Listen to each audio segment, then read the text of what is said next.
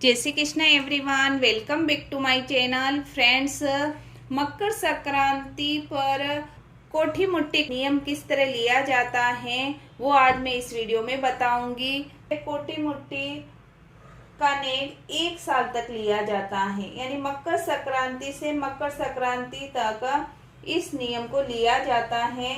यानी आपको डेली 1 मुट्ठी अनाज दान करना होता है। तो आप डेली 1 मुट्ठी अनाज तो आप किसी को नहीं दे सकते हैं, इसलिए इसको कोठी मुट्ठी का नेम बोला जाता है। तो डेली आपको 1 मुट्ठी का दान करना होता है।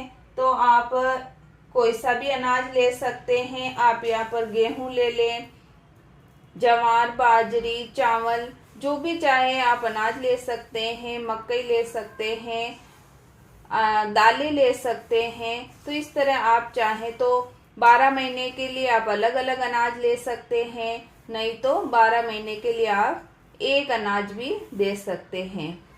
एक इंसान को ही आप ये सारा अनाज दे सकते हैं पूरे साल का, नहीं हो तो आप अलग अलग भी किसी को भी जरूरतमंद को दे सकते हैं।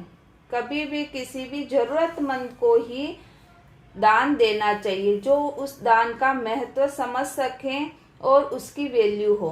को भी दान दे, उसके काम आए, उसी को हमें दान देना चाहिए।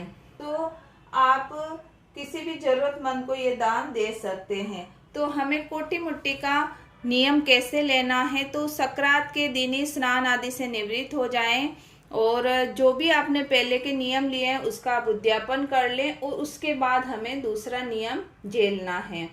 तो आप सबसे पहले संकल्प ले लें, हाथ में जल लेकर कि मैं 1 साल तक कोठी मुट्ठी का नियम ले रही हूँ, 1 साल तक मैं इसका पालन करूंगी और उसके बाद में अगली मकर संक्रांति को वापस इसका उद्यापन करूंगी। इस तरह करके हमें संकल्प लेना है और किस तरह हमें इसको इकट्ठा करना है। तो आप चाहें तो इस तरह का आप डिब्बा ले सकते हैं, छोटा डिब्बा ले लें। इस तरह आप डिब्बा लेकर 1 मुट्ठी डेली हमें अनाज डालना है। इस तरह अगर आप कहीं घूमने चले गए हैं, बाहर चले गए, नहीं डाल पाए तो दूसरे दिन आपको 2 मुट्ठी डाल देना है। तो आपको डेली इस तरह अनाज इकट्ठा करना है। जब ये अनाज बहुत सारा इकट्ठा हो जाए, आपको लगे जिसको भी मैं ये दूंगी उसको ये काम आएगा, तो आप उसको ये अनाज ले जाकर दे सकते हैं। तो इस तरह हमें पूरा डिब्बा भर जाए, उसके बाद या महीने महीने का दे सकते हैं, 2 महीने का दे सकते हैं। इस तरह करके आप किसी को भी ये दान दे सकते हैं। इसमें आप अलग अलग अनाज भी ले सकते हैं, हर महीने आप अलग अनाज ले सकते हैं। तो इस तरह हमें डेली 1 मुट्ठी इसमें डाल देना है। 1 साल के बाद इसका उद्यापन किया जाता है। तो 1 साल के बाद उद्यापन करते हैं तब हमें देखिए, आप एक स्टील की तपेली ले लें, नहीं, या फिर इस तरह का आप छोटा डिब्बा ले सकते हैं, नहीं हो तो आप इस तरह बड़ा डिब्बा भी ले सकते हैं। देखिए, कम से कम 1.25 किलो अनाज तो हमें उद्यापन में लेना ही है। और आप चाहें तो 5 किलो, 7 किलो, 11 किलो, जितना भी आप लेना चाहें आप ले सकते हैं। तो एक नया बर्तन लेना है हमें।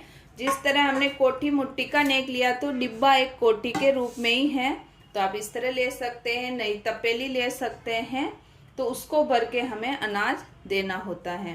तो इस तरह हमें किसी भी डिब्बे में देखिए इस तरह अनाज भर देना है, पूरा डिब्बा भर देना है आपको।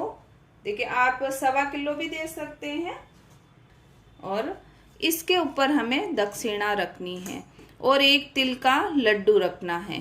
आप चाहें तो 1.25 किलो ले लें, 5 किलो ले लें, 11 किलो अनाज ले लें और इसके अंदर दक्षिणा रख देनी है। और किसी भी आप ब्राह्मण को दे सकते हैं, जरूरतमंद को दे सकते हैं। आप डेली जिसको देते हैं उसको भी आप दे सकते हैं, किसी और को भी आप ये अनाज दे सकते हैं। तो फ्रेंड, इस तरह इसका उद्यापन किया जाता है। और आप अगर और ज़्यादा दान करना चाह रहे हैं तो आप इसमें साड़ी रख लें, श्रृंगार रख लें, उसके बाद पैंट शर्ट का जोड़ा रख लें एक, और तिल की मिठाई रख लें और दक्षिणा रखकर इसके साथ आप दे सकते हैं। दान की कोई सीमा नहीं होती है, आप चाहें जितना दान बढ़ा सकते हैं। इसलिए दिया इतना ही जाता है और आप चाहें तो ये ड्रेस भी रख सकते हैं।